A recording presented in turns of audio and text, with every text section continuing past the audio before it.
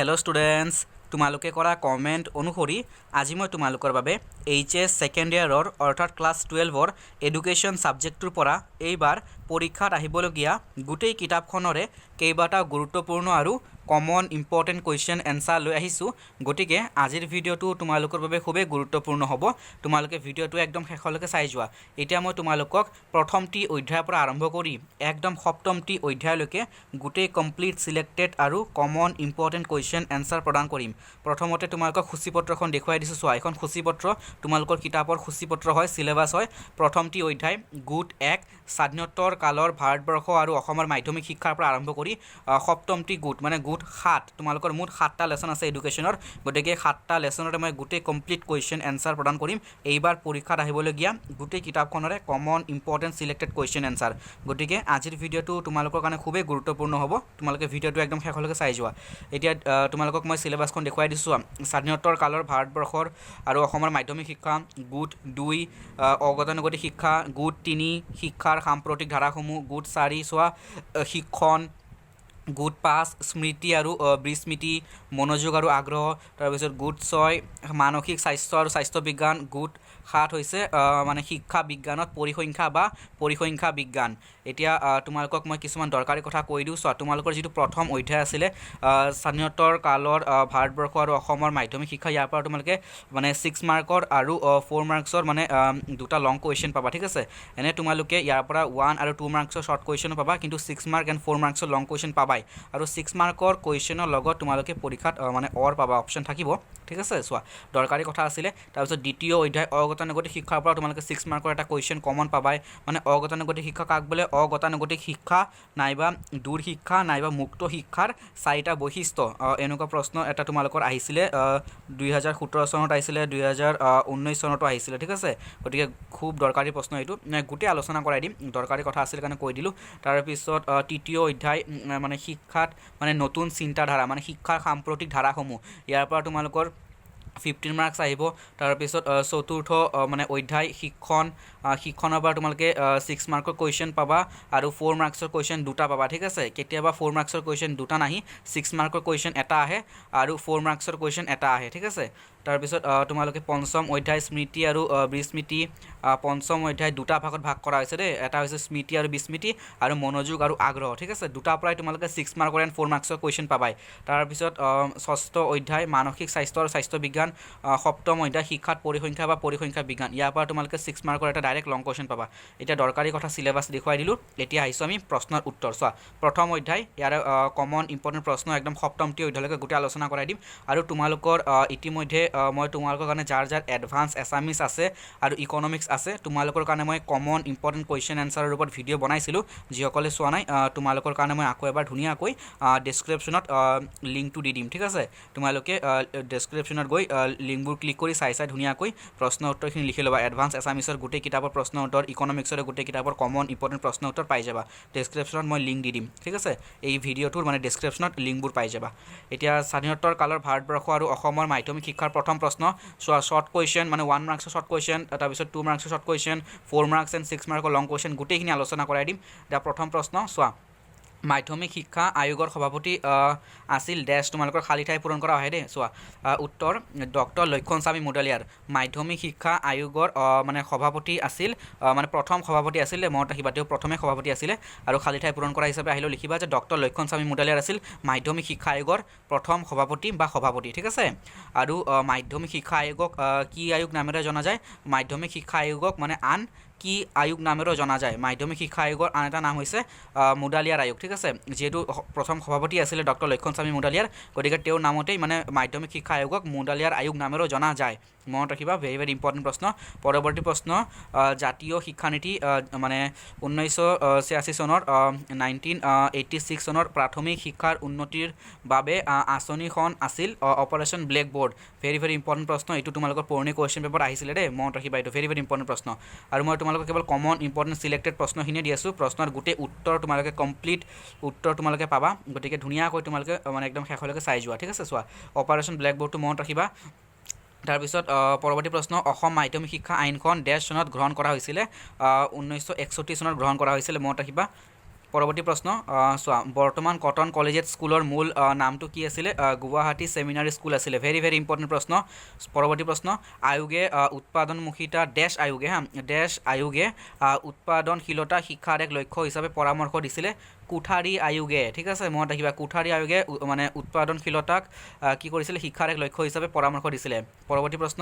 ডেছ আয়োগে নেতৃত্বৰ বাবে শিক্ষাক এক লক্ষ্য হিচাপে পৰামৰ্শ দিছিলে এইটো দিছিলে মুডালিয়াৰ আয়োগে এই পৰামৰ্শ আগবঢ়াইছিলে মুডালিয়াৰ আয়োগে মানে নেতৃত্বৰ বাবে মানে শিক্ষাক এক লক্ষ্য হিচাপে পৰামৰ্শ আগবঢ়াইছিলে পৰৱৰ্তী প্ৰশ্ন চোৱা পৰৱৰ্তী প্ৰশ্ন শিক্ষাৰ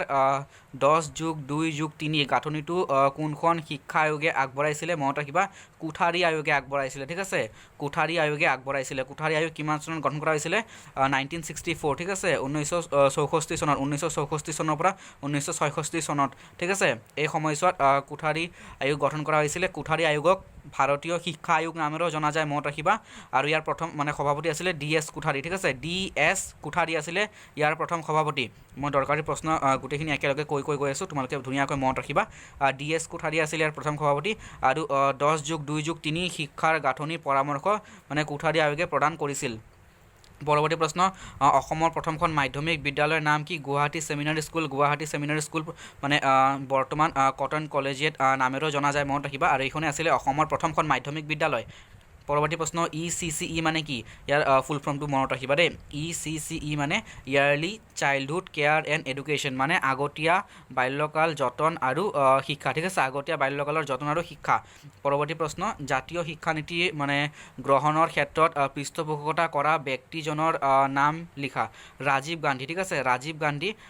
তেওঁ মানে ভাৰতবৰ্ষৰ প্ৰাক্তন মানে প্ৰধানমন্ত্ৰীও আছিলে তেওঁ জাতীয় শিক্ষানীতি গ্ৰহণ কৰাৰ ক্ষেত্ৰত পৃষ্ঠপোষকতা আগবঢ়াইছিলে মনত ৰাখিবা ৰাজীৱ গান্ধী আছিলে হা মনত ৰাখিবা পৰৱৰ্তী প্ৰশ্ন চোৱা অপাৰেশ্যন ব্লেকবোৰ্ড মানে কি 2 মাৰ্কছৰ প্ৰশ্ন হিচাপে আহে চোৱা 2 মাৰ্কছৰ প্ৰশ্ন হিচাপে ইতিমধ্যে আহিও গৈছে অপাৰেশ্যন ব্লেকবোৰ্ড কি 1986 চনৰ ৰাষ্ট্ৰীয় 1986 চনৰ ঠিক আছে 1986 চনৰ ৰাষ্ট্ৰীয় শিক্ষানীতিৰ আধাৰত অপাৰেশ্যন ব্লেকবোৰ্ড আঁচনিৰ শুভাৰম্ভ হৈছিল এই আঁচনিৰ দ্বাৰা প্ৰাথমিক বিদ্যালয়সমূহত প্ৰয়োজনীয় সা সঁজুলি যোগান ধৰা হৈছিল ইয়াৰ উপৰি প্ৰতিখন স্কুলতে দুগৰাকীকৈ অন্ততঃ এগৰাকী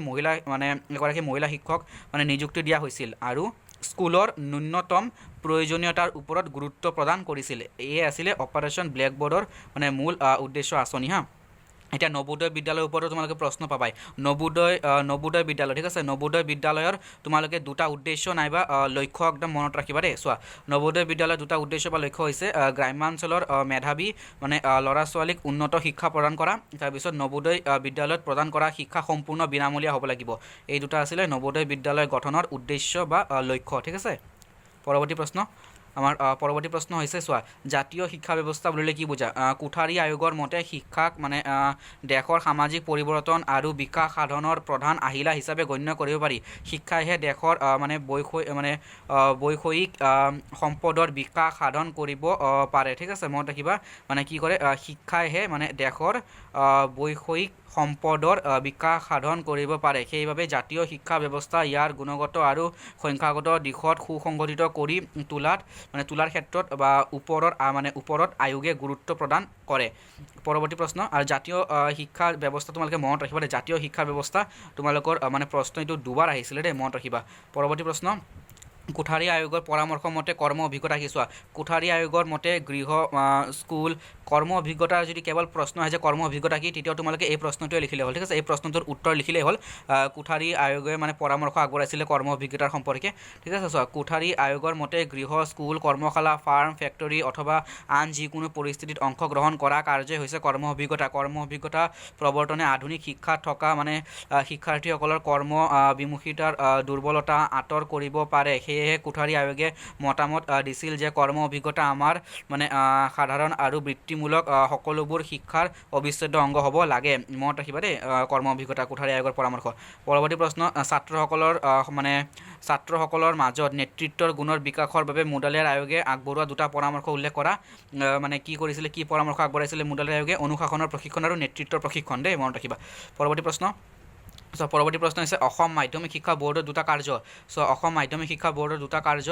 যে বোৰ্ডে মাধ্যমিক আৰু উচ্চ মাধ্যমিক শিক্ষাৰ বাবে পাঠ্যক্ৰম প্ৰস্তুত কৰে আৰু সেই পাঠ্যক্ৰমৰ আধাৰত পৰীক্ষাসমূহ পৰিচালনা কৰে অসম মাধ্যমিক শিক্ষা বোৰ্ডৰ দুটা কাৰ্য মনত ৰাখিবা পৰৱৰ্তী প্ৰশ্ন চোৱা মুডালিয়াৰ আয়োগৰ পৰামৰ্শ অনুযায়ী অসমৰ মাধ্যমিক শিক্ষাৰ ক্ষেত্ৰত সংঘটিত হোৱা দুটা পৰিৱৰ্তন দুটা হৈছে অসমত বহুমুখী বিদ্যালয় প্ৰতিষ্ঠা অসম মাধ্যমিক শিক্ষা আইন বলবৎ তাৰপিছত মাধ্যমিক শিক্ষাৰ লক্ষ্য হিচাপে বৃত্তিমূলক যোগ্যতাৰ বিকাশ সম্পৰ্কে মুডালিয়াৰ আয়োগে আগবঢ়োৱা পৰামৰ্শসমূহ কি আছিলে মই দুটা পইণ্টত দিছোঁ চোৱা যে শিক্ষাৰ্থীসকলে কামৰ সৰু বৰ মানে নাচাই তাৰ প্ৰতি মানে মনত সন্মানৰ ভাৱ মানে গঢ় দি তুলিব লাগে মাধ্যমিক শিক্ষাৰ যোগেদি এক কৰ্মৰ মনোভাৱ অথবা কৰ্ম সংস্কৃতি গঢ় দি তুলিব লাগে তাৰপিছত শিক্ষাৰ সকলো পৰ্যায়তে কাৰিকৰী দিশৰ মানে নিপুণতা আৰু যোগ্যতা মানে বিকশাই তুলিবৰ বাবে মানে ছাত্ৰ ছাত্ৰীক প্ৰশিক্ষণপ্ৰাপ্ত আৰু যোগ্য ব্যক্তি হিচাপে গঢ়ি তুলিব লাগে পৰৱৰ্তী প্ৰশ্ন সব নবোদয় বিদ্যালয়ৰ চাৰিটা বৈশিষ্ট্য ইতিমধ্যে নবোদয় বিদ্যালয়ৰ উদ্দেশ্য আৰু লক্ষ্য সম্পৰ্কে ক'লোঁ দুটা প্ৰশ্ন তোমালোকক কৈছিলোঁ খুব ইম্পৰ্টেণ্ট নবোদয় বিদ্যালয়ৰ ওপৰত প্ৰশ্ন তোমালোকে পাবাই নবোদয় বিদ্যালয় গ্ৰাম্যাঞ্চলৰ মেধাৱী মানে ল'ৰা ছোৱালীক উন্নত মানৰ শিক্ষা দিয়া তাৰপিছত ইয়াত মানে প্ৰদান কৰা শিক্ষা সম্পূৰ্ণ বিনামূলীয়া হ'ব নবোদয় বিদ্যালয় সম্পূৰ্ণৰূপে মানে আৱাসিক তাৰপিছত দৰিদ্ৰতাই মানে বাধাগ্ৰস্ত কৰা সকলক মানে উন্নত শিক্ষা গ্ৰহণৰ সুযোগ দিয়া মানে দৰিদ্ৰতাই মানে বাধাগ্ৰস্ত কৰা মানে শিক্ষাৰ্থীসকলক কি কৰিব লাগে উন্নত শিক্ষা গ্ৰহণৰ মানে সুযোগ বা সুবিধা দিব লাগে পৰৱৰ্তী প্ৰশ্ন যে 1952-53 চনত মুডালিয়াৰ আয়োগে আঙুলিয়াই দিয়া অনুসৰি ভাৰতৰ মাধ্যমিক শিক্ষাৰ চাৰিটা আখুৱা চোৱা আখুৱাবোৰ পইণ্টত লিখিবা তোমালোকে মানে সমস্যা আখুৱা বা সমস্যা দেই মনত ৰাখিবা আখুৱা সমস্যা বা ত্ৰুটি একে হয় আখুৱা সমস্যা ত্ৰুটি বা অসুবিধা কি আছিলে চোৱা ক মাধ্যমিক স্তৰত প্ৰদান কৰা শিক্ষা ব্যৱস্থা জীৱনৰ লগত সম্পৰ্কযুক্ত নহয় শিক্ষা গ্ৰহণৰ অন্তত মানে কি শিক্ষাৰ্থীসকলে সহজে সমাযোজন কৰিব নোৱাৰা হয় এনে শিক্ষা ব্যৱস্থাক জীৱনৰ মানে বিচ্ছিন্ন আখ্যা দিব পাৰি ঠিক আছে মনত ৰাখিবা পৰৱৰ্তী পইণ্ট মাধ্যমিক শিক্ষাই কেতবোৰ নিৰ্দিষ্ট বিষয়ৰ ওপৰত মানে পাঠদান কৰাৰ ওপৰত গুৰুত্ব আৰোপ কৰে ছাত্ৰ ছাত্ৰীৰ আগ্ৰহ অভিৰুচি অভিক্ষমতা আবেগ অনুভূতি আদিৰ ওপৰত গুৰুত্ব নিদিয়ে এই শিক্ষা ব্যৱস্থাক সংকীৰ্ণ আৰু একপক্ষীয় আখ্যা দিব পাৰি মই যেনেকৈ চিন দিছোঁ কলমেৰে তোমালোকে এনেকৈ কমাই লিখিব পাৰিবা ঠিক আছে পৰীক্ষাত সময়ৰ কথা থাকে সময় মিলাব লাগিব ন সেইকাৰণে তোমালোকে ইয়াৰ পৰা যেনেকৈ চিন দিছোঁ এনেকৈ লিখিব পাৰিবা মাধ্যমিক শিক্ষাই ইংৰাজী ভাষাৰ ওপৰত অধিক প্ৰাধান্য দিয়া দেখা যায় তাৰপিছত মানে শিক্ষাদান পদ্ধতি মানে ত্ৰুটিপূৰ্ণ হোৱাৰ বাবে শিক্ষাৰ্থীসকলে কেৱল মানে স্মৃতিশক্তি প্ৰয়োগৰ দ্বাৰা মানে পৰীক্ষাত উত্তীৰ্ণ হোৱা দেখা যায় এনে ব্যৱস্থাই তেওঁলোকক মানে প্ৰকৃত শিক্ষিত কৰাতকৈ মানে প্ৰতিযোগিতামুখীহে কৰি তোলে গতিকে এইকেইটা আছিলে প্ৰধান আখুৱা পৰৱৰ্তী প্ৰশ্ন যে অসমৰ মাধ্যমিক শিক্ষাৰ সমস্যাসমূহ সমাধানৰ বাবে চাৰিটা পৰামৰ্শ আগবঢ়োৱা ঠিক আছে তোমালোকে অন্ততঃ দুটা মনত ৰাখিবা দেই বহুত গুৰুত্বপূৰ্ণ প্ৰশ্ন তথাপিও মই চাৰিটা দেখুৱাই দিছোঁ চোৱা প্ৰথম হৈছে সকলো অঞ্চলতে মাধ্যমিক স্কুল স্থাপন কৰিব লাগে তেতিয়াহে মানে ইয়াৰ সমস্যা সমাধান কৰিব পাৰি ঠিক আছে তাৰপিছত মাধ্যমিক শিক্ষাৰ মানে বৈষয়িক অৱস্থা উন্নত কৰিব লাগে তাৰপিছত মাধ্যমিক বিদ্যালয়ত প্ৰশিক্ষণপ্ৰাপ্ত শিক্ষক নিযুক্তি দিব লাগে তাৰপিছত মাধ্যমিক শিক্ষাৰ বৃত্তিমুখীকৰণৰ ওপৰত গুৰুত্ব দিব লাগে এইকেইটা তোমালোকে মাধ্যমিক শিক্ষাৰ সমস্যা দূৰ কৰাৰ পৰামৰ্শ তোমালোকে চাবাই দে কেনেকৈ দূৰ কৰিব লাগে সমস্যা দূৰ কৰাৰ পৰামৰ্শ চাবাই সমাধানৰ পৰামৰ্শ পৰৱৰ্তী প্ৰশ্ন মাধ্যমিক শিক্ষাৰ লক্ষ্য সম্পৰ্কে মুডালিয়াৰ আয়োগে আগবঢ়োৱা পৰামৰ্শ চোৱা মাধ্যমিক শিক্ষাৰ লক্ষ্য কি হ'ব লাগে এই সম্পৰ্কে মুডালিয়াৰ আয়োগে কি পৰামৰ্শ আগবঢ়াইছিলে চোৱা মানে তোমালোকৰ লং কুৱেশ্যন এইটো লং কুৱেশ্যন মই পইণ্টত আলোচনা কৰাই দি আছোঁ চোৱা যে গণতান্ত্ৰিক নাগৰিকত্বৰ বিকাশ পইণ্টত তোমালোকে লিখিবা গণতান্ত্ৰিক দেশ এখনত মানে সুনাগৰিক গঢ় দি তোলাই হৈছে মাধ্যমিক শিক্ষাৰ প্ৰধান কাৰ্য তাৰপিছত মানে বৃত্তীয় যোগ্যতাৰ বিকাশ মাধ্যমিক শিক্ষাই মানে শিক্ষাৰ্থীৰ উৎপাদন ক্ষমতা বৃদ্ধি কৰাৰ লগতে কৰ্ম সংস্কৃতি গঢ়ি তোলাত সহায় কৰে তাৰপিছত ব্যক্তিত্বৰ বিকাশ সাধন ছাত্ৰ ছাত্ৰীৰ মানে সৃজনীমূলক শক্তিৰ বিকাশ সাধন কৰাৰ লগতে পাঠ্যক্ৰম কলা সংগীত হস্তশিল্প আদি বিষয়সমূহক অন্তৰ্ভুক্ত কৰা হয় তাৰোপৰিও নেতৃত্বৰ শিক্ষা এখন গণতান্ত্ৰিক ৰাষ্ট্ৰৰ বিকাশৰ বাবে নেতৃত্বৰ শিক্ষা প্ৰয়োজনীয় হৈ পৰে তাৰপিছত পৰৱৰ্তী প্ৰশ্ন মাধ্যমিক শিক্ষাৰ লক্ষ্য সম্পৰ্কে কোঠাৰী আয়োগে কি পৰামৰ্শ আগবঢ়াইছিলে কোঠাৰী আয়োগৰ পৰামৰ্শসমূহ আলোচনা কৰা ইতিমধ্যে মই মাধ্যমিক শিক্ষাৰ লক্ষ্য সম্পৰ্কে মুডালিয়াৰ আয়োগৰ পৰামৰ্শসমূহ আলোচনা কৰাই দিছোঁ এতিয়া হ'ল কোঠাৰী আয়োগৰ পৰামৰ্শসমূহ চোৱা যে শিক্ষা আৰু উৎপাদনমুখিতা শিক্ষা আৰু উৎপাদনৰ মানে সংযোগ সাধন হ'লেহে জাতীয় শিক্ষা সম্ভৱপৰ হয় ইয়াৰ বাবে কোঠাৰী আয়োগে কৰ্ম অভিজ্ঞতা শিক্ষাৰ বৃত্তিমুখীকৰণ বিজ্ঞানভিত্তিক শিক্ষা আদিৰ ওপৰত গুৰুত্ব প্ৰদান কৰিছে ইয়াৰ উপৰিও শিক্ষা সামাজিক আৰু জাতীয় সংহতি এখন দেশৰ শ্ৰীবৃদ্ধিৰ বাবে কোঠাৰী আয়োগে সাধাৰণ বিদ্যালয় ঠিক আছে সাধাৰণ বিদ্যালয় স্থাপন সামাজিক আৰু জাতীয় সেৱা ভাষা নীতি গঢ় দি তোলা জাতীয় সচেতনতাৰ বিকাশ আন্তৰ্জাতিক বুজাবুজি আদিৰ ওপৰত যথেষ্ট গুৰুত্ব প্ৰদান কৰিছে তাৰপিছত শিক্ষা আৰু আধুনিকীকৰণৰ ওপৰত ভিত্তি কৰি কোঠাৰী আয়োগে জ্ঞানৰ বিস্ফোৰণ, দ্ৰুত সামাজিক পৰিৱৰ্তন, দ্ৰুত অগ্ৰগতিৰ প্ৰয়োজন আৰু শিক্ষাৰ অগ্ৰগতি আদিৰ ওপৰত গুৰুত্ব প্ৰদান কৰিছে। গতিকে পৰৱৰ্তী পইণ্ট হৈছে এইবোৰ হৈছে তোমালোকৰ পৰামৰ্শ, কোঠাৰী আয়োগৰ পৰামৰ্শ। সামাজিক, নৈতিক আৰু আধ্যাত্মিক মূল্যবোধ, জ্ঞান